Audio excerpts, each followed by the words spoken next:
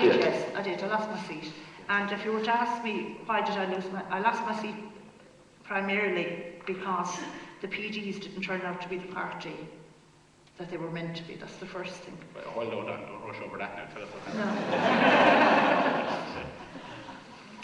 Well, the PDs, what attracted me to the PDs was that it wasn't Fine Gael or it wasn't Fianna Fáil, right? So you were moving away from Civil War politics, and it was a centre, sensible party with a very experienced leader who had been in government, right? That was the attraction of it. I think they were to break the mould in politics. I think that after a very short time, that they were sort of behaving just like politicians from any other party, taking the safe route on things and things like that. I firmly believe that was the government. Charles Haughey was in government it was a minority government, and they sold the whole thing of coalition the first time. Yeah. And I actually think that, no, sorry, that was 89. No, you were not.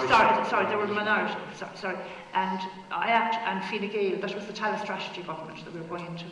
I actually think that the PD should have done the Tallaght strategy. Right. Yeah. You were the PD's Foreign Affairs spokesperson. I was.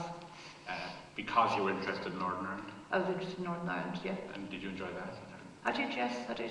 And there was sort of a thread going through the journalism in the sense that I had been involved in journalistically in the Anglo-Irish story up to then, right? So I had some knowledge of it, and it was nice to be able to continue it.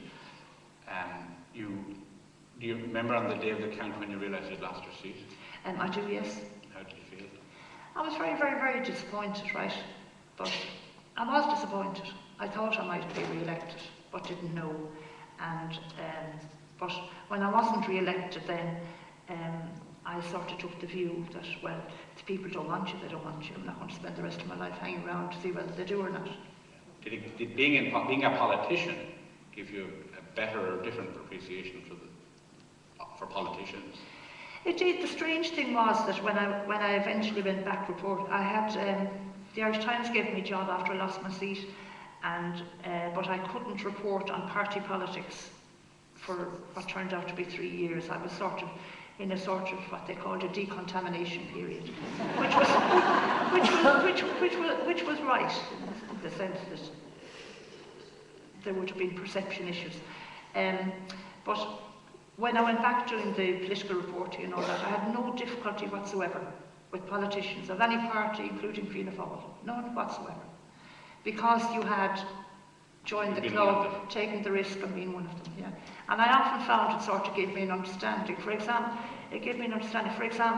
a lot of the reportage was about how Machiavellian somebody was and how this, that and the other and everything, whereas a lot of the things in politics are complete cock-ups that you try and turn around to your advantage then sort of afterwards and pretend it was all by design. You did public affairs correspondent, then back into the role of political correspondent, right up in a sense to the Albert Reynolds era. Albert was teacher. Stephen Collins was a Longford man as well. Yeah.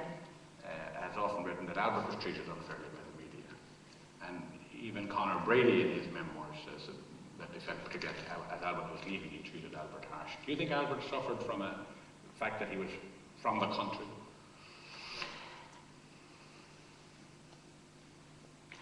No, I don't. Maybe he suffered a little. Sorry, I don't think that was a big issue. I think his singularly greatest achievement